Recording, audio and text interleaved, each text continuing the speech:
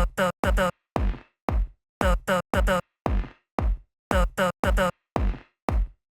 Fancy. Wise. Fancy.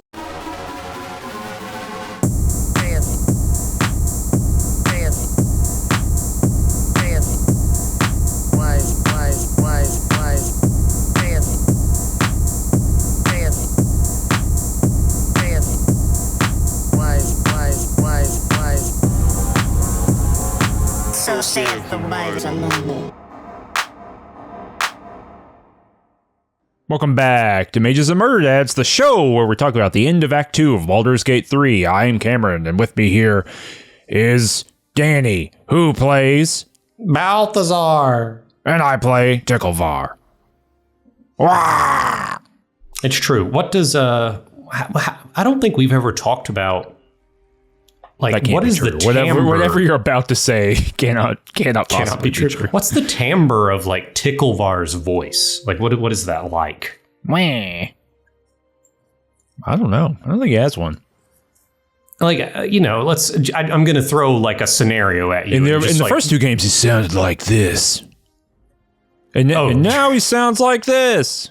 Like everyone does in Baldur's Gate 3. Hey, we all kind of sound like a cheerio. Hey.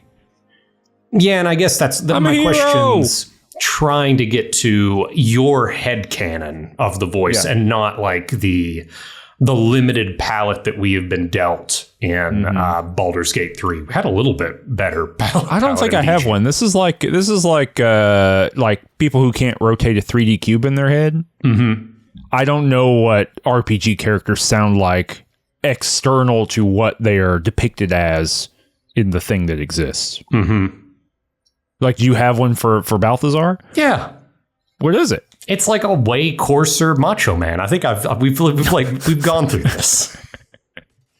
That's what I told you. I said I'm 90% sure whatever you're about to say we have talked about. Yeah. I don't know. Probably Ticklevar has one, but you know what? I will say that I think Baldur's Gate 3 does tamp down on that a bit by everything you click not being voiced in any kind of way. You know, when you're having RPG discussions, there's not even a grunt. You know? That's why I was asking, because noises. In the absence of that, my mind fills in the blank of Balthazar's angry orc voice. I don't know. I got nothing. I'm scrambled, I think. And I'm scrambled because it is weird that there are non-voiced things in dialogue, right? You know what I'm saying? Hey, don't go in the gazebo, and you click the thing and they react as if you said it, right? And they go, well, I'm definitely going in the gazebo, right? Like that happens. And then outside, I'm clicking around and it's like, I don't know if I can go there. I'm going there now. Here I go. I'm going. I'm thinking about going here. Have you considered going? I'm going over here. There is a weird thing where I'm being told what I sound like, Ticklevar's like voices, and yet when it matters, I'm left to my own devices. Yeah. That's like, I think that scrambled me some. That makes sense, actually. It is wild that that 100% of your voice lines are just navigational barks, and at the absolute apogee of plot importance and like narrative, sweeping dramatic narrative arcs, it's just just text. I mean, there's something very funny about, like seeing, the child of a god shackled to a rock in hell space and having no verbalization of that. And then being shot with a magic missile and being like, oh! That's funny to think about. Like you can hold it in most of the time, but you're like, I'm carrying too much stuff. Well, I think I gotta say it. I gotta say it out loud. Yeah, that all tracks for me. I guess I should we start by just saying where we are here, like plot wise? I believe I begin this section right outside of old Moonrise Tower. Mm-hmm. Because you remember back in the last episode? I do, when we liberated a demigod that's like being referred to as an ASMR. Yeah. Strong discussion about that after the fact, right? After the release of that episode, People are on our side.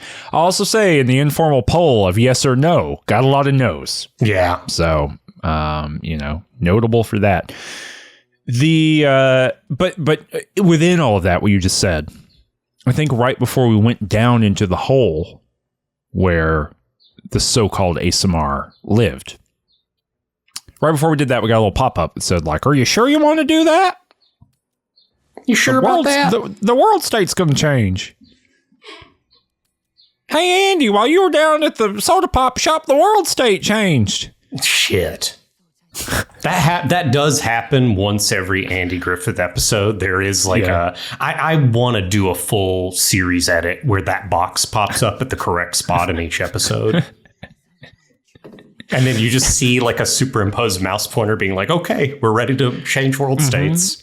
And it like happens, and Andy walks outside, he like walks out of the police station, and the McGillicuddies have moved into town. And you're like, oh my God. If I'd known that was the McGillicuddy world state change, I wouldn't have done it. Sometimes that happens really early in the episode, like the one where Andy needs to go on a vacation and he's like, okay, Barney, you're in charge. And it's like 5 minutes into the episode and it's like, there's the pop-up. The world state's about to change. They're about to, Mayberry is about to be under an iron fist. You walk outside and just the barn is on fire in Mayberry. Yeah. Like, oh no, oh my God, I didn't even collect all the potions I could have collected. Yeah. I forgot that you can go in the merchant's house and get 4 free potions before the world state change. Yeah, in Mayberry.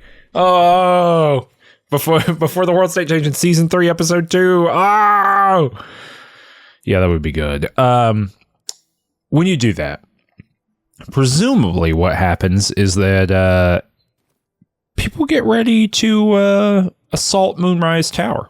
Yeah, basically the liberation of Aelin, she pops up, and that is the sign. That's the bat signal that everybody back in town's looking for. I have to say, the world state change is pretty minimal for Balthazar. It's the world state changes. Moonhaven turns from an evil town to a place where everybody wants to kill me. That's what happened for me. Interesting. That's like, yeah. So you show up. So I teleport back essentially, right, to the little teleport zone right in front of Moonrise Tower. And I walk in there and it's like covered in corpses. Sure. Because the people who were at the last light in are my allies who are definitely alive. They have fought their way to like the entryway of Moonrise Tower to make the assault. They're waiting on me for the final attack. What does that look like for you? There's just no one there? Yeah, there's a bunch of corpses. I have to say, I have a bone to pick with whoever at Larian decided to make that many corpses and that small a percentage of corpses have parasites that I need for my bug brain advancement, which meant that I had to like very diligently click on all of the corpses to like make sure that I got all of my bugs. But hold on, wait. So that's partially why I'm asking here. So there's a bunch of corpses that are there. Yeah. And you're asking, how did they get there? Yeah. Because no one assaulted the tower because they're all dead. Yep. Check and mate, Larian Studios. Yeah. But I get to the front. There are no Harpers. There are no, flaming fists. There's no backup here. Yeah. And everyone's hostile. And ostensibly, the way I could avoid this scenario would be if I had helped Balthazar out. And I would be able to like opt out of this fight. Oh, interesting. Right. So you can get out of all this by virtue of having help. Like you can actually help Balthazar. That's like a way through this piece. That is a way through. Well, it is a way to avoid this particular fight on the ground level of Moonrise. Right? Got it. Because basically you are still deep undercover if you were to help Balthazar and like help him spirit away Aelin. Okay. I don't, I've never really played it that way. Just because, and here's what's wild. I think if that guy was named a different name, maybe I would have played it a different way. But I just, I can't stand him having that name. Yeah. Yeah. So I get there and I have to do this whole ground story fight that I'm sure you're going to have like a couple of things to say about. This episode, by the way, it's a bunch of fights. That is the finale of Act 2. There's some other stuff. If you haven't killed everybody, there's like other content to talk about. I'm sure. But for me, it is just like big set piece fight after big set piece fight, with culminating in the biggest set piece fight. But yeah, I have to do this whole ground floor fight solo Balthazar. And I'm sure when you are editing the footage for this, you are going to note that the first video file has the, I put little descriptions of like what's in each video file. And this one, I believe, has part of the title is huge loss of time due to not saving. And so like I do this entire fight that we're about to describe and then die at the very end and then realize, I did not save at all during the fight. So I had to like do it again. But yeah, so I arrive and everyone in Moonrise has been mobilized against me in particular. So a lot of interesting assumptions about who I am and how I've betrayed everybody at the beginning here. Yeah. But you arrive, and it's all the Harpers sieging Moonrise. Yeah, they're all just kind of hanging out, waiting. Mm-hmm. You know, they know for sure that I'm the main character, and they're waiting on me. Yeah. I get there, and Jaheira's there, and we, like, see Dame Aelin, like, uncursing Moonrise Tower specifically. She's, like, flying around like a big-ass bat up there, just, like, knocking shit apart. And, Jaheira quotes the wise Alondo. She says the line, she says the catchphrase. By the way, from a thing that is not from previously existing Alondo prophecies. I know my Alondo prophecies. Mm-hmm. This is some made up shit. This is if you're Jaheira, you could make up as much Alondo prophecy as you wanted. You know? You've got the street cred to do so. That's right. Right. Yes. Do you not? You having specifically participated in the fulfillment of some of those Alondo prophecies, you kind of get to skate the rest of your career. Well, so that we're going to talk about the rest of her career because this is what's up in this moment when you're talking to Jaheira, and this is basically like, do you want to start a big combat? Yes, no, Mm-hmm. But you can say, hey, why don't you join me for this combat? Mm-hmm. And she says, I got my dudes over there. I can't do that. And it cuts. Have you seen this cutscene? No.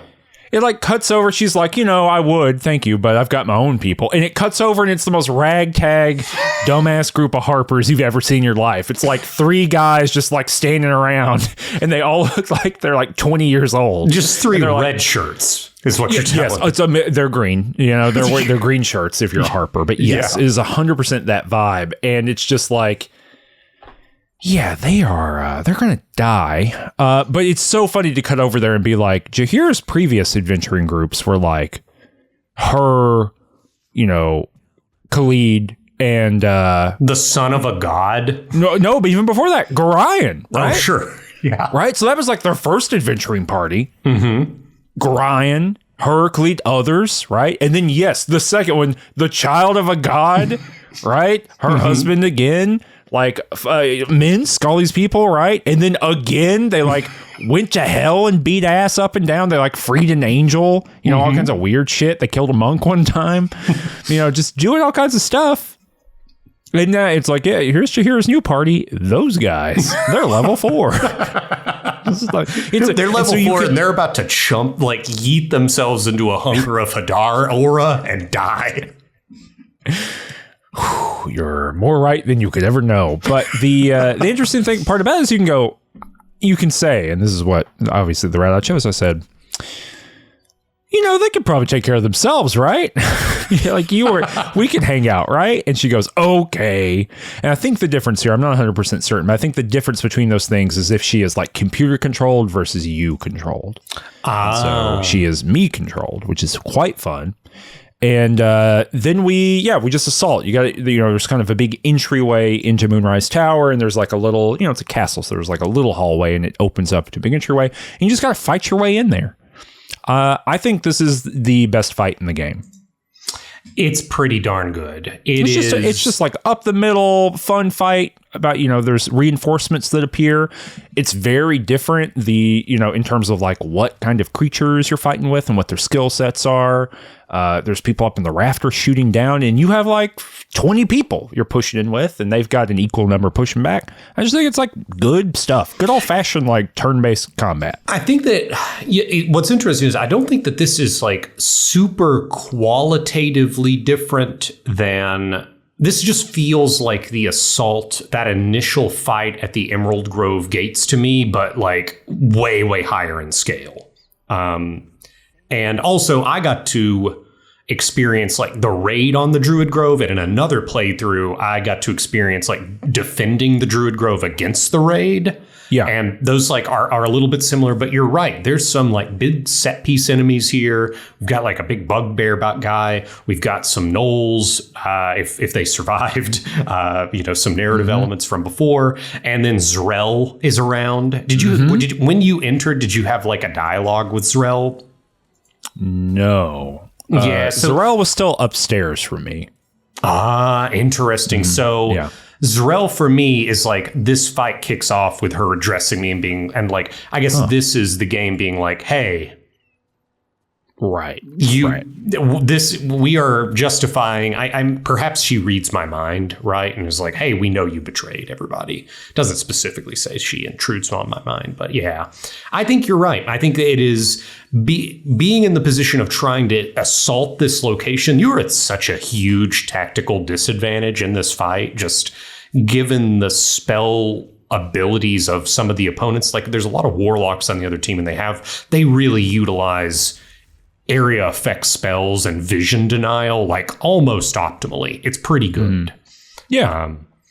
So yeah, how did this go for the Harpers? It went fine. I mean, you lose a Harper or two along the way. Yeah. Especially when my party opens it up by, of course, casting a giant blizzard in the middle of the room and making everyone fall down. And look, Harpers don't know not to run into the blizzard. They haven't had this issue before. They've been living in the shadow curse this whole time. Mm-hmm. Their priorities are out of whack. Yeah.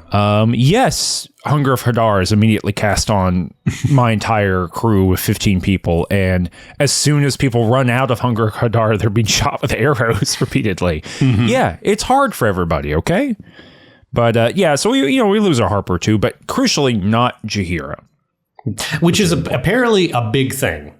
This is like a common, especially if you don't control Jaheira. Jaheira will just shapeshift into a panther, jump into the middle of the room, and get completely clobbered. This is what happened to me the first time I played the game, to the extent, and I like reloaded after it happened the first time, and it, just did it again. And I thought, oh, this is like scripted. Like Jaheira doesn't live, and so I never investigated it again until we were prepping to do the show, and I was like, oh, like Jaheira has like hours of things to do between here and the end of the game if you want to. That's fun. But yeah, so I imagine you probably there's a different vibe in the room after you finish this fight versus Balthazar, but Balthazar just like slings throwing things from the very top of the stairs and like slowly kills people. And then as they charge up, he continues to throw stuff. And then I guess the hardest part for me are like some of these archers and assassins up in the rafters sniping. But yeah, eventually finishes. And there's kind of is there kind of a forward operating base like established on this level, like after this fight? Yeah, so the throne room's the next room. And then when you complete this fight and kind of clear the whole level, there's kind of like a little reset there, and they all kind of post up, and you can like buy potions and whatnot from the what is her quartermaster, what's her name, that kind of stuff. So like basically the last light thing moves here, which is kind of wild because like the whole rest of the tower is still occupied by enemies. Yep, including the big bad. Yeah, he's like right up there, like in his house. Yeah. So big fight, big set piece fight. I think it is interesting. You're like, this is one of the best fights of the game because we still got like the rest of this episode is just descriptions of. There's some other good fights in here, but I think this one's just really good. Like, there are very few fights. It's kind of like the one I talked about in the last episode, right? There's very few fights in this game where after doing them one time, I thought, this was interesting a second time. You know, a good example, like a counter example, is the fight at the top of the tower in the Underdark. Okay, yeah. With the electric guy. Mm-hmm. Very novel and fun the first time you do it. But you're not getting anything out of fighting Bernard a second time. No, I don't think so. Personally. Yeah. No, I agree. So, yeah, I guess the whole, at this point, I think a lot of people are thinking, okay, we've got one more fight here left in the act. We're going to pop up to the tower. We're going to face Ketheric. We've got Dame Aelin on our side. We have severed Ketheric's immortality. Let's go. And, you know, I pop up there and we get a little bit of a cutscene here. Ketheric confronts us and he's like, man, you betrayed me. I can't believe what you've done. I'm real upset at you. And he tries to dominate me, and then my little prism kind of pops out, and Ketheric's like, oh, smokes, I'm looking for that prism. Gosh, you had it all along. I can't believe it. He does say something to that effect to me. Mm-hmm. Here's something really weird that happens. Yeah. So I show up here. Actually, I said really weird. I don't mean really weird. I mean this completely sucks. Okay. So I need to say that to begin with, so people know where I'm coming from. I get up there, and Ketheric's there, and he's like, golly gee whiz, I'm hurting in here. He's like, what did you do? He's like gripping his heart, right? He's like, what did you do? And you can be like, oh, I've taken your power, because Dame Aelin's frittering around, knocking clouds apart or whatever she does, right? I popped open your battery compartment. I pulled that thing took the double A's out of there. Mm-hmm. Took the watch battery out of you, the old ticker there. Mm-hmm. Anyway, and so I'm like, look, man, I've depowered you. This is your one shot. And I'm like, doing my charisma business, right? Sure.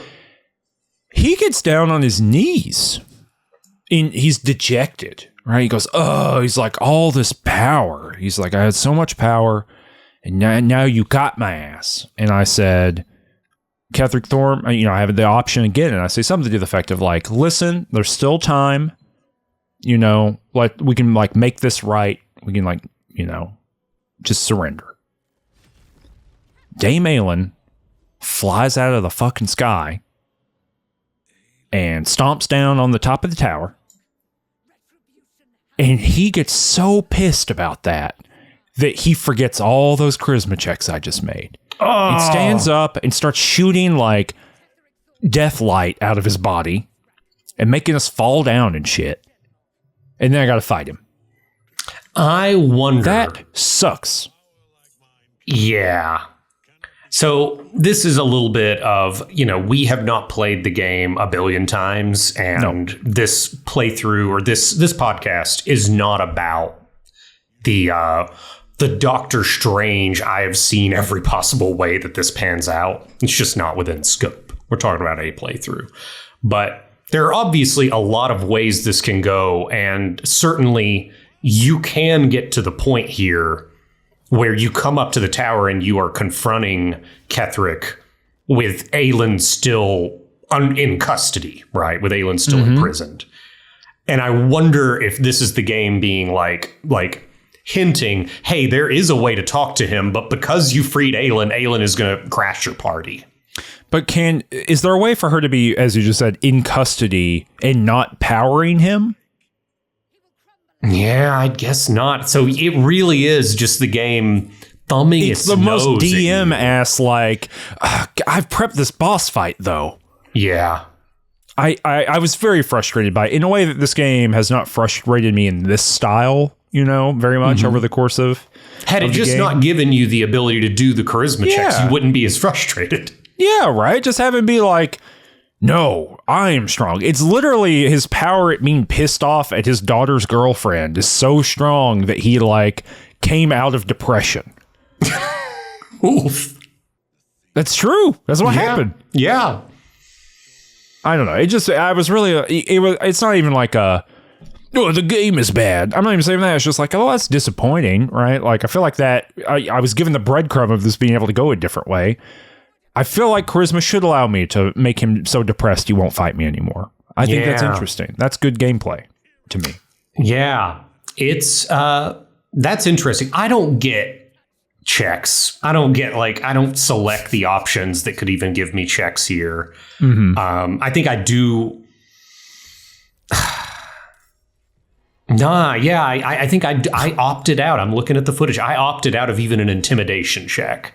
And when I avoided those checks, I just get railroaded straight into the fight, which this fight's no joke. And I think my fight's, in addition to not having a party, is complicated by one additional thing. I want you to guess, how do you think my fight is different based on our diverging playthroughs? How do I think your fight is different? You did not slay Dame Aelin. She is running around. Yeah. So that's probably not it. That's the same. Do you pick him up and throw him off the tower? No, there's one person that is in this fight because they weren't killed earlier, and they were killed earlier in your playthrough. There's one person who was not killed earlier. Well, I was going to say the Drow woman, but you killed her, so I don't know. Who? It's who? the Drider Carnus. What? He can be in the fight? He's in the fight because when he led me back to when he escorted me to Moonhaven, at the very end, the final thing you see of him is him being like, I've got to go commune with the goddess. And he crawls up the tower. Oh, yeah. So when this boss fight starts, in addition to, let's run it down. We got Whiplash Man. We got an absolute cultist. Yep. I have got a couple of those. Well, I've got a living cultist, and then I'm counting. Let me see: 1, 2, 3, 4, 5, 6, 7, 8. 8 skeletal cultists. Yeah. I've got his dog. His dog's angry at me and fighting me. And in addition to that, I've got the Drider. And so it's me and Aelin against this force, right? That's a pretty real fight. It's real. This is the hardest fight for Balthazar in the playthrough. Easily. In terms of, and I think that it probably could have been easier, but it was just kind of the particular way in which I decided to tackle it, which I can explain why I tackled it this way, just led for me to save in places where, okay, I think this is a good saving point. And when I was 3 or 4 saving points in, I realized I made a huge mistake. But the big choice that I made at the beginning is when initiative pops off, Aelin shows up, he gets angry, combat starts. The first thing I did is I was like, okay, well, let me try to kill this Drider. And it just didn't work. I'm just getting action economied out. I'm looking at Dame Aelin's health bar and it's depleting. And it's okay, hold on. Reload. Let's just focus fire this jerk down. Right. Let's focus fire the main guy down. And hopefully that gets me to the next phase, because I know what happens after this. So I'm thinking maybe let's just bypass as much of this top of the tower stuff as possible. Well, and I don't know if this happens and if this is something you figure out in your playthrough. Okay. You can kill Ketheric Thorm, and you've got to finish the rest of this fight. Did you know that? Yeah. Well, yes. Because I think when I have a full party, my thought is I need to take care of these ads, right? Being with a full party and with the full suite of abilities you had. If I'm in your position, I think I'm well, let's get rid of these skeletal cultists minimum, right? It's relatively low investment to burn them down, and then I don't have to deal with 6 turns of getting, shadow bolts thrown at my face. But I'm in a position where the action economy is I just need to focus fire Ketheric because that's who Aelin's working on, and hopefully get to the next phase. So when Ketheric goes down, which we're going to get to what that looks like in a moment, I have the full rest of this tower to deal with. Oh. Yeah. Huh. Yeah. Without Aelin. Yeah, I think I had a weird thing. I'm trying to find it right here. I think I had a weird thing where I just had one skeletal cultist on the top of the the tippy toppy of the tower left. A necromite. The necromites, yeah. Yeah, he was like on a... Yes, that is exactly what happened. I had to like do a weird jump all the way up to it. Yeah, I mean, this is also pretty tricky too, whereas like for me, what happened is we focus fired Ketheric Thorm down.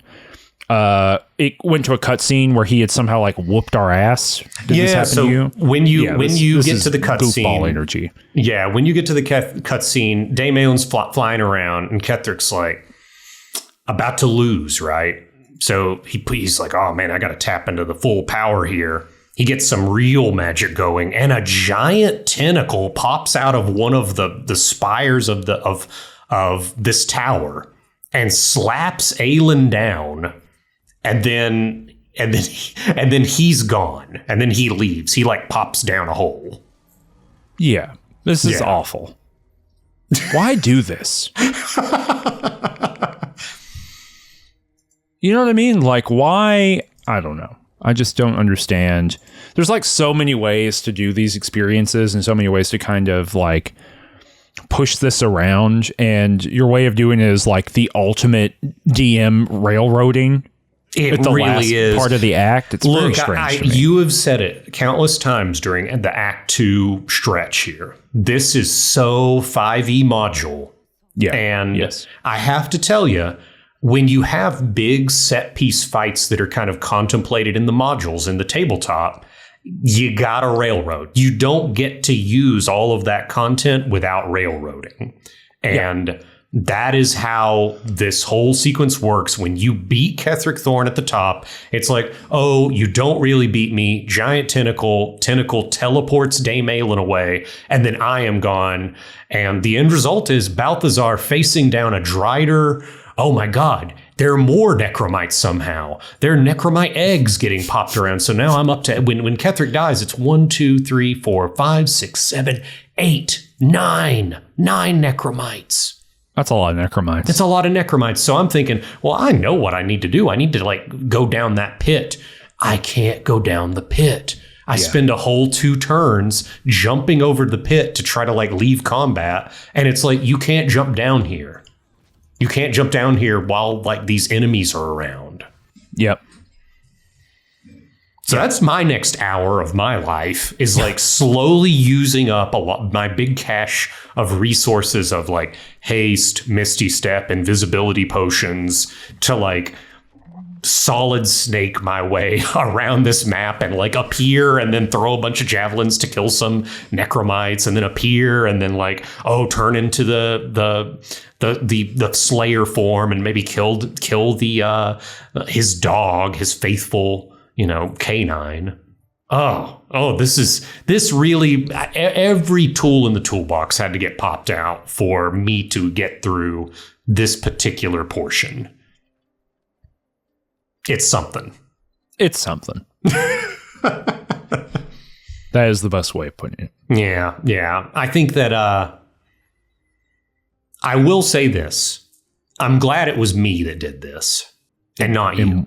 That did what part? That did this particular part of finding out, oh my God, I've got to like kill all these things. Because it was just, I think this was like tedious for me. This would have been mind-numbingly awful for you. It would have been a very sad, bad experience for you. I wouldn't be in the position to have to do this. You would reload from the very beginning. Well, you would have never opted to the solo playthrough. Yeah, there we go. Yeah, that's right. I would have gone back in time several years and then been the person that played through with the whole party. That's what I would have done. That would have been Ticklevar's big problem. There's the whole series turned on its head when Ticklevar's like, I can't do the solo playthrough anymore. Yep. Well, so you took everything out. Old Dame Aelin gets teleported by a pokey tentacle. So does Ketheric Thorm. Jaheira tells me I can hop down the hole if I want to, but she says, her and a tooltip, I believe, both say, but beware, if you hop down that hole, you can't hop back. No hopping back. I say, let me hop in that hole. And I hop in the hole. And then we have the next biggest dungeon in the game. Is that true? It's only like 5 rooms. I mean, that could be true. I'm not like incredulous at the idea. It is just interesting to me if that is true. Then I'm sending you a message. Much smaller than the okay. And I want you to say yes or no. Okay, and then you'll tell me what the message is. No, I'm sending you the message because I don't want to spoil it. Oh, I see. I think it is. I think it is. It's not. It's not just by. No. I feel like this has more set pieces, but maybe it's not as big square footage wise. I think that this Danny has sent me a comparative from later in the game. Yeah, I think that this has more distinct rooms. Yes, but that it is smaller, I believe. Okay. Yeah. Well, it's really in conversation. Like, I really do think the Temple of Shar... They're roughly the same size, I would say. The Temple of Shar is, like, the biggest dungeon in the game, and this is in the list of runners-up. But I really think that draws into stark relief just how much game Baldur's Gate 3 is in dungeons, which is not a lot.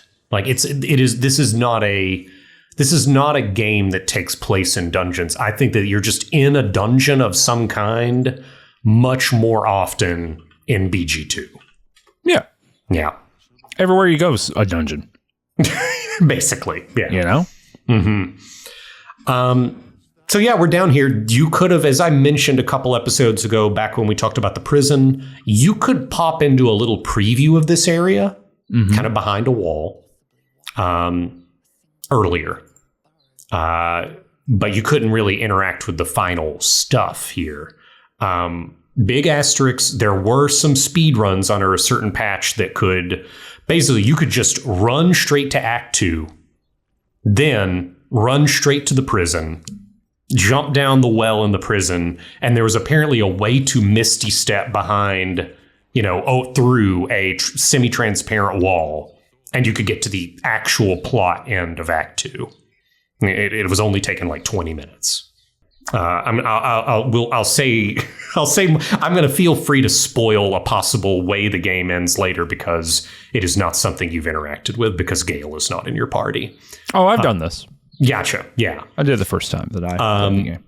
So yeah, we're in a big mind flayer colony down here. So this is there were a couple of ways we could figure out that like a mind flayer colony was under Moonrise Towers, but if you hadn't figured it out by now, this is it. And yeah, there's probably 5 or so rooms in here. There are some interesting plot beats. You might have a little bit more than I do because there's like people you can rescue here, right? That definitely are not in my game. I got... Ooh, who I got? I got Zevlor to rescue. Mm-hmm. I'm still looking for... Maul, ostensibly? Did I find Maul already? I don't think Maul's here, but you are looking for Maul is not here, but I am... You're right. There we go. I knew there was an extant thing. So yeah, looking for Zevlor.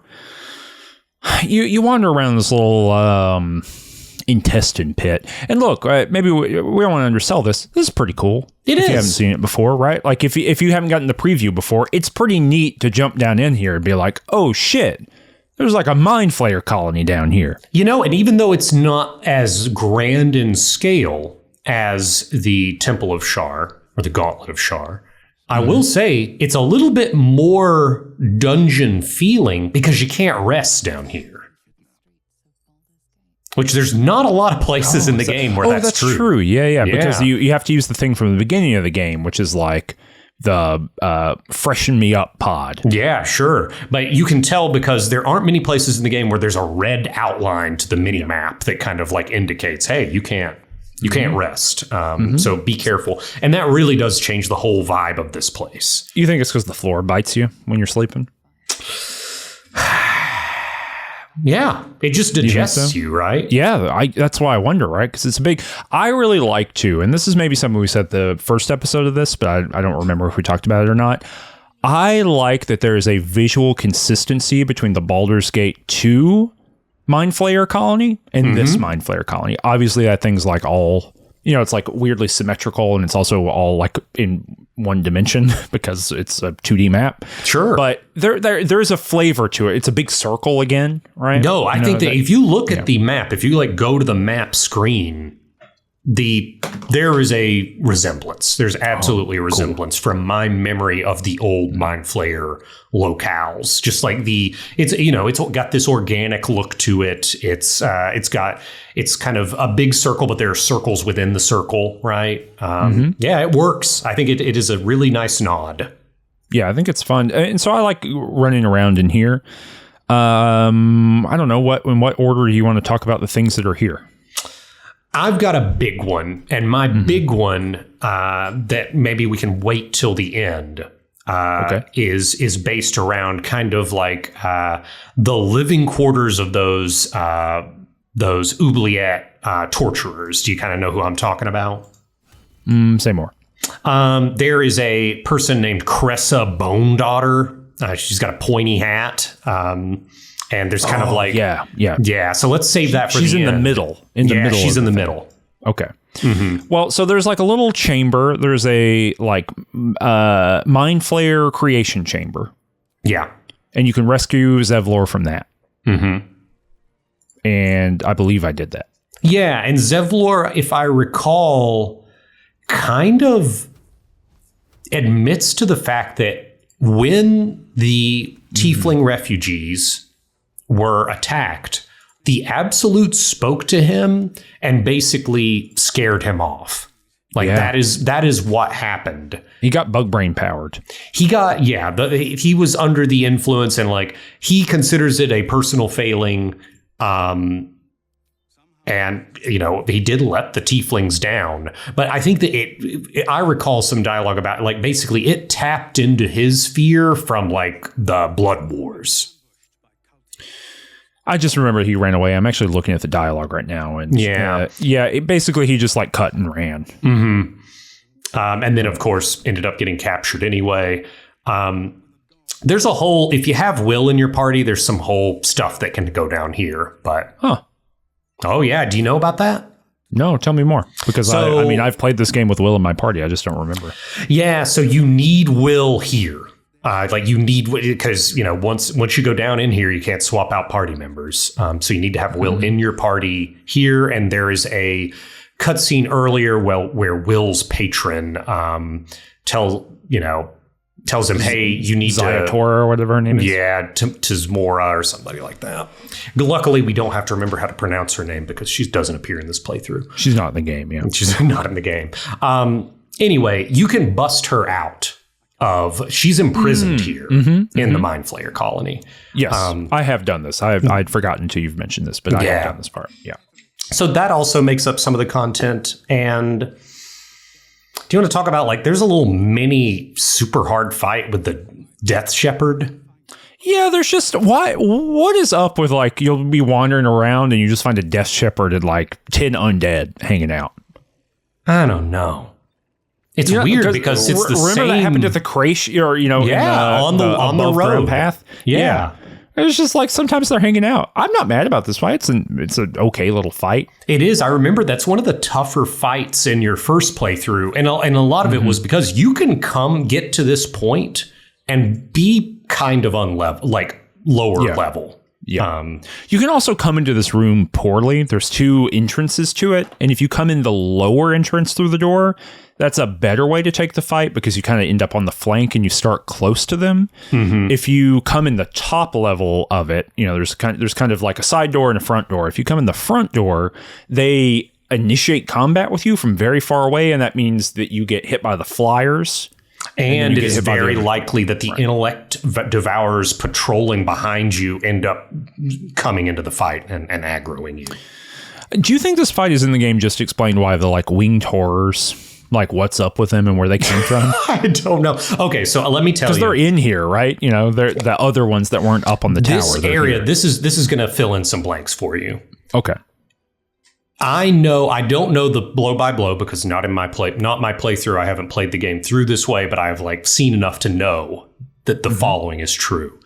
If you let Balthazar take Aelin, you get to skip the ground floor Moonhaven fight. But later, you get owned. Later, you are knocked unconscious by the Absolute, and you wake up down here.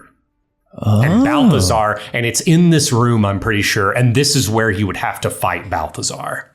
Got it. So this is like his zone down here. Yeah, so this is like an undead fella. Correct. This is why this area looks the way it does, because it would be Balthazar's lair. Got it. Yeah. I mean, that checks out, and that makes sense. Yeah, and I think it all kind of comes together, coheres together. Why this Everybody is like needs their own room. Yeah, and sometimes you're like, I remember I want a lot of dinosaurs in my room growing up. Yeah, I want somebody want cowboy, somebody want birds, and Balthazar's like, I want. Can I have my area of the Mind Flayer colony be like zombie themed? With the zombie sheets? Can I have zombie sheets? Yeah, the zombie comforter. Mm-hmm. Can I have that, please? Yeah.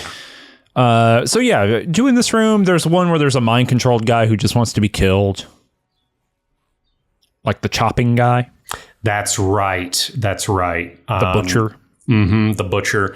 There's another room with kind of off of the Balthazar room / Death Shepherd room.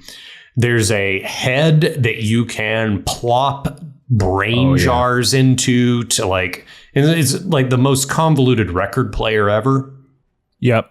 Mm-hmm. And there's like, because each brain like tells you a different thing. Mm-hmm. You can have the brains from the beginning of the game. Yeah. I am really disappointed that those beginning of the game brains should be giving you an end game weapon. They should be talking to you, and they should be like hitting you hard with some like wild ass lore where it like explains the timeline of this goddamn Act 2. No, that's where this should be. It should be like, well, actually, I was alive back then, and I remember exactly what happened. Let me hit you in DR 976. Blah blah blah. Yeah, if they could just tell me exactly what year in Dale Reckoning Ketheric started to be powered by Dame Aelin, I would really like that. Lockdown by the Dark Brain or by the Cowardly Brain or whatever they're called.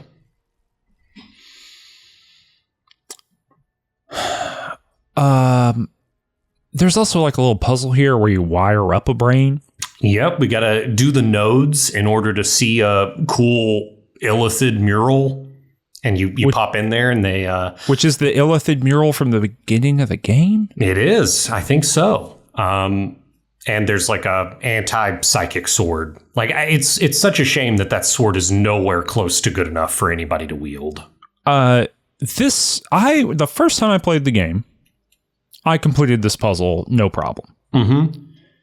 This second time, or like playing through for this game, for this playthrough, I kept clicking outside of the thing and it would make me move and then reset my progress. And that happened to me twice. And then I was like, whatever is back there is not worth it. Yeah, it's like a sword that does psychic damage. Okay. All right. It was just really weird. I was like, I don't remember this being an issue the first time I played the game. But. Yeah, I think I was screen sharing with you the first time I was doing this puzzle. And I had a couple of those issues. You really got to... And also, it's kind of like a weird puzzle, because if you can just get lucky on the first string, like, it's very easy. But yeah, I don't know. It's fine. But so those are kind of like the big areas of the game. I did want to talk about this area in the center with, let me remind myself of her strange little name, Cressa Bone Daughter. She's got a really pointy hat. She looks like she's, she looks like she's worshipped a Phyrexian in her day, Mm-hmm. Okay, sure. Anyway, it's kind of weird. It's like a central room with like everybody's bedroom with their diaries and stuff on weird organic Mind Flayer colony desks. I know I got a very different experience here. All these people recognized me. Oh. And this is the lore that got dropped. I was one of the first people to ever get tadpole brained.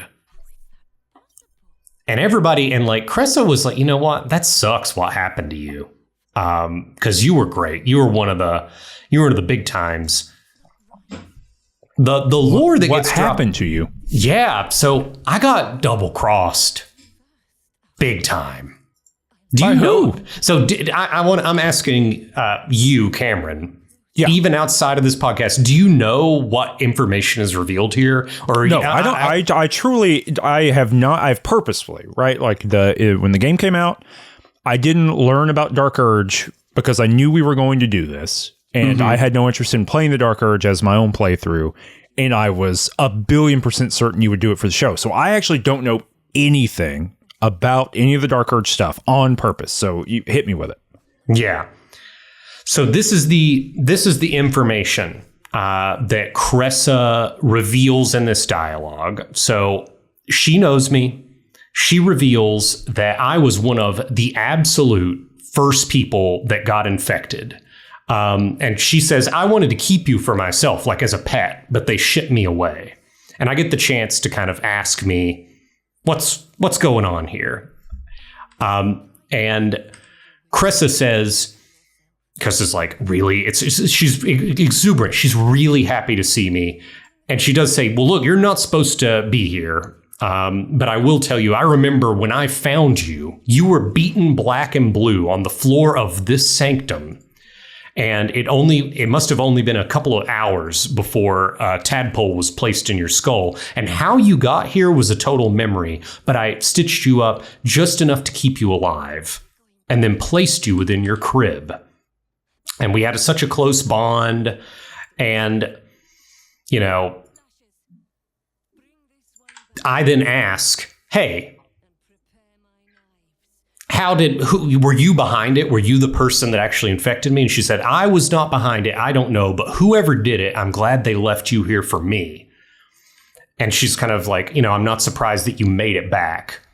And she says, it's never been the same trying to infect anybody else. Everybody else kind of just like, once you infect them, they meekly obey. But you were special. You were like, you fought and you resisted. And, you know, unfortunately, it just kind of like ends in a big fight. But the implication from this conversation is I was special. I was the pilot for this. Huh. Yeah. So I am like, I think that this immediately positions you as I am not only special in terms of who I was before getting infected, I am also special in getting infected. Yeah. And I think that that's a really important distinction for the plot of the game. I think it is at this point where my opinion about how this game should be really started to solidify. And I think my position from here on forward is the Dark Urge is the canonical BG3 playthrough. I truly do believe that. I don't think that the custom character experience goes the places and does the work that the Dark Urge one does. Just because the Dark Urge playthrough does care about the rest of the games that came before it.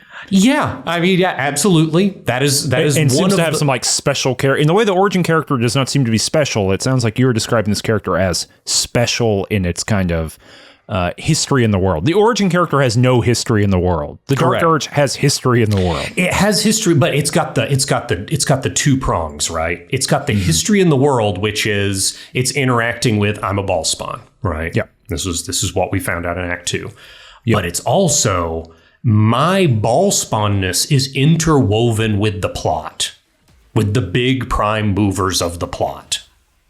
Right. It is not just a coincidence of, oh, you happen to you happen to be a ball spawn and that gets you access to different plot content and you're going to have some different ending options. No. Mm-hmm. There is also something special about this character and their relationship to the tadpole plot, which is about to kind of get fleshed out in the next cutscene we discuss. Well, you leave that room. Yeah. I had the same conversation, except none of the important parts. You leave that room. There's a big elevator right beside the refreshment pod. You know, everybody takes a shower. And then you hop on the elevator, and lo and behold, you run on down there, and you get to see the end of the act. Mm-hmm. we got 3 people. Right? It's 3 people. Sure. We've got Ketheric Thorm. He's there. He's standing. There. Standing. We got the most beautiful man in Middle Earth, in the Forgotten Realms. Okay. A dark-haired man. Mm-hmm. And then we've got a mostly nude lady, and she's sitting on a guy. And this is your contention or your nomination for best introduction for a villain. Yeah, sitting on a guy? Of course. Yeah. Yeah, and that's so what her name is Orin the Red. Orin. And I guess we figured that out either here or very shortly. I think it's just in the subtitles. Yeah, it might just be in the subtitle. We got Orin, we got Ketheric Thorm, and then we got, what's the other guy's name? Gortash. Inver Gortash. Inver Gortash, the sexiest man. A handsome young man. We find out. We watch a cutscene, and you're seeing it now if you're watching this on YouTube. There's some like goofery going on here. Orin is sitting on, by the way, Duke Ravengard, who we've been looking for this whole time. Mm-hmm. You know, everywhere we go, they go, Duke Ravengard's in another castle. Duke Ravengard's in another castle. Yeah, this has been ever since Joaquin's Rest in Act 1. Yep. They start doodling daddling with some powerful gems, and it is revealed that they can control a big ass brain. Yeah. It's an elder brain. If you know anything about mind flayer colonies pop up around elder brains. It's kind of like a Zerg scenario, right? Yeah. Where there's like an overmind. Yeah, it's a hive mind scenario. Yeah, right. And they got all these little critters that run around. So the mind flayers that we fight are kind of like the ants to the queen ant of the big super brain. And this thing is not just like a brain. It's the biggest elder brain possible, a mega brain. And they're controlling it because it's got a hat on. Mm-hmm. The most devious hat. We'll learn more about the hat later. But they're able to do it. And they're having a little conversation, and they're all assholes, clearly. And basically they're having a betrayal off here. Who can seem like they're going to betray the other person the most? Mm-hmm. And who knows? But Orin and Gortash leave because guess what? That big-ass brain is going to march on Baldur's Gate. Yeah. This is we get a division of labor here. Yeah. And we know what and kind of a big part of this cutscene is Orin and Gortash just absolutely giving it to Ketheric, because Ketheric has not found the artifact, which we know from the previous cutscene is the relic, the big old D20 that protects us from psychic power. It's like the one thing that could mess up their plan is this artifact. So Ketheric was supposed to find it. He hasn't, but he needs to marshal his forces and march on Baldur's Gate. And I believe Gortash and Orin teleport the Elder Brain with them. So like the Elder Brain zips away as well, along with Duke Ravengard, and we see the cutscene where the Elder Brain reaches out and I guess super mind wipes Duke Ravengard. Something. You know, I know it's a little unclear, honestly, about what's going on there. Mm-hmm. But you know, you think these people are attached to any particular kind of like political entities or so they do churches or anything? Yeah. Like that? So this is I'm going to look back at my footage, but before I confirm, let me give you my vibe. It's, you remember Captain Planet where you got to say the origin of your power as you raise your little ring? Yeah. Wind, water, etc. Yeah. There's a little bit of Merkul, Bane, Ball, and our powers combined are enough to tell a brain what to do. We boss the brain. Which I think, but yeah, I mean, it's pretty clear. Like, if you know what's going on, if you know a little bit about the Forgotten Realms, like when we both saw this, in our initial playthroughs, we were like, oh, that's how it all comes together, because these are referred to as the Dead Three It's the thing. They are, in the Forgotten Realms canonical lore, there were 3 adventurers who went down to the old hells and they stole the portfolios, essentially. Or they battled for the portfolios. And Bane's the Lord of Tyranny. So he's lawful evil bad guy. Mm-hmm. You got Merkul, who's the Lord of the Dead. Mm-hmm. Although not currently. Kelemvor's Lord of the Dead, so it doesn't really matter, actually.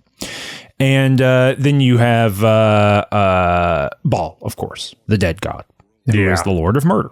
I think, correct me if I'm wrong, is the distinction the dead versus death? Is there a... Because Merkul's... Yeah. No. Kelemvor inherited Merkul's portfolio during the time of trouble. So he has his portfolio. Mm-hmm. So I don't quite know. I haven't really thought about like how they are back again. But whatever, who fucking cares, right? The Dead 3 have returned. Yeah. You know what I mean? Just like accept it, okay? Yeah. It makes actually somehow more sense than the previous episode's timeline shenanigans. Oh, yeah. No, I think this is where you get your... I'm looking back at my footage. I'm 100% right. It's Captain Planet. all 3 gems are like embedded in a particular thing. Yeah. It's like a glove for... it's a glove for Enver. Yeah, it's a dagger which for is Baal. and the hand is Bane's the symbol, the gauntleted hand. The gauntlet, So it's the Merkul's edict a skull, of Bane. He's shooting it out of his chest. Yeah, the edict of Bane, the lash of Baal, and then finally embedded in Ketheric Thorm's armor, it's the what is it? He actually delays and he's like, the big boo-hoo of Merkul. The testament of Merkul. That's bad. Yeah, and I'm it's very, oh my gosh, it's so Captain Planet. It's kind of, it's on the nose. I like it. They anyway, we also kind of get a rundown of their plan. They're really like bad guy monologue in here. Yeah. Basic notion is they're doing a classic your evil brother, Saravak. They're doing a classic Saravak. They're doing a pincer move, right? Yeah. Number 1. I was going to say Kelemvor. Ketheric Thorm attacking the city with an evil goblin army, an undead army, and mind flayer army, all this stuff. Enver Gortash from the inside, positioning himself as a savior, right? Mm-hmm. He starts taking things over from the inside. Emperor Palpatining it. Right. Orin doing something. Well, yeah, we see unclear. Unclear why you ever need Baal involved, just to be honest. Yeah, I think that I can make an argument for the theory of what Orin's job is here. It's replacing people. It's replacing key figures in the city, right? Yeah, but there's that more later. And the overall sowing chaos within. So Ketheric is the threat outside, and Orin is the threat inside. Yeah, because she does make people hate one another. Mm-hmm. But we'll get into that later because it doesn't really show up here. Anyway, as you said, they teleport away. We go in to mess with Ketheric Thorm. I love the fact that it doesn't put you right into the fight after the cinematic. You're just standing 100 yards away, not in combat. You can put everybody into stealth, and you can get pretty close. And if you've got some stealth checks on you, I imagine you could really fast forward and kind of skip some chunks of this big final set piece fight of the act. But yeah, so lay of the land before you initiate combat. There's big platform in front of you. You're kind of on the low ground in a hallway. Big platform in front of you. And then kind of 2 big platforms left and right. And then in the back corner, you also have a platform where Dame Aelin is imprisoned, re-imprisoned. And now you're thinking, boy, I went to a lot of work to go through the Temple of Shar and release her, and then she's just got herself imprisoned again.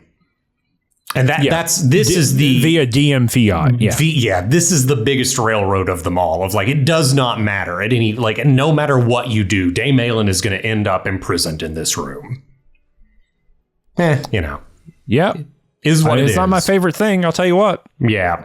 We got a bunch of Necrons hanging around. We've got like one lone Illithid who can like kind of be a threat off to one side. It's a relatively asymmetrical battlefield with some height going on and some ladders. And I don't know. What's your overall impression of the fight? Bad. This is a bad fight. This is a hallway with 3 mushrooms in it. And jumping onto the top of the mushrooms or falling off the mushrooms sucks. Yeah. The enemies are not interesting enough to like make this good.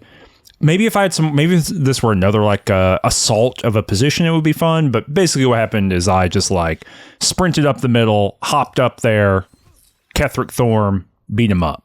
Yeah. Yeah. I think it falls into the uncanny valley of like, it falls into that bell curve, the bad middle part, the inverted bell curve of like, it's not a gimmick fight. So it's not the golem, right? And it's not just a really tight, big battle with a lot of actors. It's kind of a mess for me, to be honest. Can I tell you a way to make this a little bit easier? Yeah. Because it is a mess. What if I told you can walk up the middle and initiate dialogue with Ketheric Thorm and then make him so depressed that he just falls backward into a big pool of white lava? That's right. There, you can skip phase 1. Yeah, which is definitely what I did. Gotcha. Okay, so what's the plot beat of making him depressed? Like, how does that functionally You're just work? like, I've got your ass, dude. Oh my, you stun on him. Yeah. You're like, I've been kicking your ass so hard this whole time. I made you jump in a hole. And Merkel's never had a more devoted follower than me. I'm all about it. And you could just keep being like, you're not just being mean to him. You're like, you can be forgiven. You can repent. You can be my guy now. Yeah, you make him have a crisis of faith. Yeah. And anyway, he falls down his hole. Ticklevar is really hurting people's religious views on this playthrough. Yeah, he's hurting feelings and religions. Back up and down. Mm-hmm. So yeah, if you are not Ticklevar, you just got to wail on Ketheric until he jumps in the hole, or is pushed into the hole. Yeah, that's why I did the previous time. And then phase 2 is Ketheric is transfigured. He's transformed into the avatar of Merkel. And I remember you having a pretty strong negative reaction to this depiction. Why? This does this exist? This is the wowification of Merkel. Yes. Yeah. I just don't care for it. Yeah. The last time Merkel showed up in physical form, he was like a little, like, ugly, bald, white guy. Yeah. That's Merkel. Mm-hmm. I just don't... This is, like, not a thing. Yeah. I don't care for it. However, it is 100% what we've been talking about of, like, this is just, like, contemporary D&D design. There's got to be a big monster to fight. And it's video game stuff, too, right? Like, you can't be too mad about it. Yeah. There's a big fucking monster to fight, and you fight the monster. I forgive it at that level, but at the conceptual level, I am not interested in this, like, big bone lord. He's got like a scythe. It feels like a World of Warcraft thing, as opposed to like an interesting... Larian can just do better, and I know it. Like, the problem with anything that I don't like about Baldur's Gate 3, the true problem is not just I don't enjoy it. It is that I've played Baldur's Gate 3. I know they can do a really good job, and so when they don't, you can feel it. Yeah. And this is one of those places for me. Is Isabel here for you? Yeah. Oh, no, not Isabel. Dame Aelin is Dame Aelin. Yeah, Isabel's here for me. Send someone over there to run over and like let her loose. Yeah, Isabel's here for me because I killed her, and after I killed her, like a winged horror took her, and so she's been reanimated and she's been brain wiped. She's like, oh, yeah, she's like a good loyal daughter now. Whoa. So I have to fight her too. Whoa. Yeah. Was that easy? For Balthazar, this was nowhere close to as hard as the fight on top of the tower, to be honest. Yep. Mostly because I don't have to go for the ads. I can focus fire down like the big villain and just kind of get to the end of the fight here. Now, granted, if after I killed the Avatar of Merkel, I still had to deal with, let me look, 5 Necrons, some Necron eggs, Isabel, a Mind Flayer. Yeah, I guess it would have been a problem. But yeah, just turn into the Slayer form, get me like a big extra health bar, and wail on this WoW boss. Now, do you think it like doesn't? Or I mean, it does move, but like barely moves. It like comes out of this hole. Do you think that you've killed God? Do you think like Merkul's dead after this fight? Yeah. That's the deal. This is the big asterisk around like the Avatar of Merkel, right? Or no, it's not even. This is Merkul. In the game, it says Apostle of Merkel, Visage of the Dead God. Yeah. I don't think I killed God. He was he was level 11 though. That's pretty big. Yeah. I'm looking at him again too. Yeah. There's a cool design here with the big skeleton on the back hanging over with the big like God, what was the name of the thing? What's the name of the hangy thing? Hold on. From the last episode we talked about? The cloaker? No, the Throngghouls, what were they called? The lurker above? No, the like medieval thing. Thuribles. There's like a guy with a Thurible hanging on Merkul's back. You know what I'm talking about? No, I'm looking at it. Yeah. Yeah, there's like I think the design is like neat within the parameters of what it is. It's a neat thing. Yeah. I just don't like the parameters of what it is. Yeah. But yeah, I like the arena. I like the smattering of different enemies. It really is just the Ketheric into the Apostle of Merkel, and the fact that the Apostle of Merkel feels it's too gimmicky. Like the way the attacks work, and it's like, oh, here's the big scythe attack. It feels like I'm playing Castle Crashers or something. Crash Bandicoot. Crash Bandicoot. Yeah, it just feels like a... Bowser had to like hop on all these fucking boxes over and over again. Yeah. There's like a weird kind of racist head flying around him.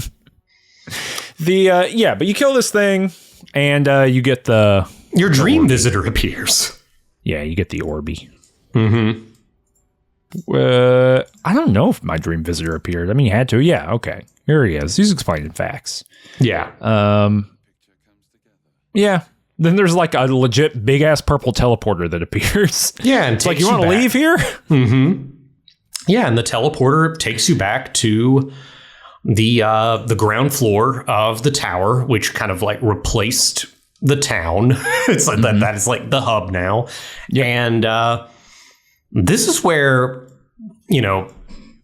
Withers probably gets the most important dialogue from Withers to date, right? Like Withers now kind of inserts himself in the plot in a way that he simply was not before. Yeah, he's like, hey, I know what's up. Yeah, he's like, hey, the dead three unite. I see what's going on here. And they're like making mind flayers, but mind flayers don't have souls. Yeah. Souls power gods. So what are they up to? I love the delta between your description of his dialogue and the dialogue itself. Yet the three amass an illicit army, void of apostolic souls that could imbue them with power. Mm-hmm. Can't wait for another 15 hours in order to get the answer to this question. But yeah, this is the... Dial tone ensues. But yeah, I think it's pretty fun. But yeah, he basically is like, hey, this is weird, isn't it? Anyway, you better go figure that out in Act 3. See ya. Yep. And you go do that. And that's it. And then it's the road to Act 3. I guess honorable mention to the Githyanki gank squad that can like get you right after the man. final boss. If you do not rest after the final boss, they will, with like a full party of high level Githyanki assault. Lae'zel's like, my Scooby snacks are ringing. My Spidey sense is ringing. And I was like, what the fuck is that? And then it was like seven high level Githyanki from a very strategically advantageous like portcullis. Yeah. Just start nuking me. No joke, that fight might have taken me longer than the final boss or than the Merkel fight. That's hard. Yeah, no, I've got footage of Balthazar being assaulted at 2 hit points, and having to like use invisibility and kind of like, I use invisibility and like 5 feet away from the Githyanki, I do a long rest, which is very fun. Very fun idea that I am able to pop into my pocket plane, like, smelling distance away. But yeah, there's some interesting stuff that happens here. We'll start the next update if you can adjust our schedule slightly. Let's start the next one by talking about where we are in the romances. Yeah, since you don't have any, sure, but I have some. And I think that's a good way to start Act 3, because that's kind of where they all, at least in my playthrough, ramped up. It is interesting that the end of Act 2 is the first time I saw the Shadowheart, like with wolves backstory thing, which is kind of fascinating that it's after this other thing that we've already done. But I'll give an update on Tigelvard and Lae'zel. Yeah, that's good. No, we'll make some room for that, some big party updates, and then after that, it's just... I'm not going to spoil it, but we got a lot of lore we got to cram into the very beginning of Act 3. The game was very much like here at the back end of Act 2, like, oh man, we got to get some plot going. And that tendency, we basically there's lore. I got to be honest, we get the rest of it in the next episode. We get the amount of the plot that is dumped on us at the very beginning of Act 3 is probably 80% of the plot. Yeah. Yeah. So look forward to that. Winged cat. If you didn't like us talking about fights, then tune in for next time, because a lot of lore. Probably no fights, all lore. Patreon.com is where you can give us money to support the show if you want to do that. We always appreciate that. If you don't have any money or you don't want to give it to us, that's totally fine. Make sure you hit the subscribe button here on YouTube and hit the thumbs up button. Danny, what's the question they can answer down in the comments to juice the algorithm so that people see the show? Do you like your Merkel wowified? Yeah, do you like a big wow Merkel? When you see... Okay, 2 questions. Number 1, do you like your Merkel wowified? Question 2, do you say wow when you see Merkel? Question 3, Merkel versus Urkel, who would win? We need to include like 3 more questions. Some of them will be yes and no's, and some of them true or false. Yeah. Do not repeat the question. Only give me the answers attached to a number. Like 1, your answer, 2, your answer, 3, your answer. Thank you. I appreciate it. Yeah. We'll be back in 2 weeks with the next episode. We'll be starting Act 3 and getting the big lore dump at the beginning. Ciao.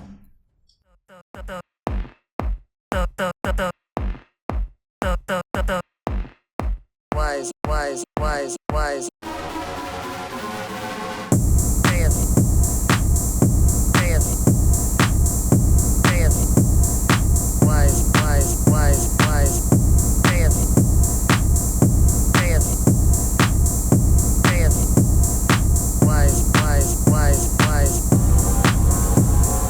So saith the wise alone.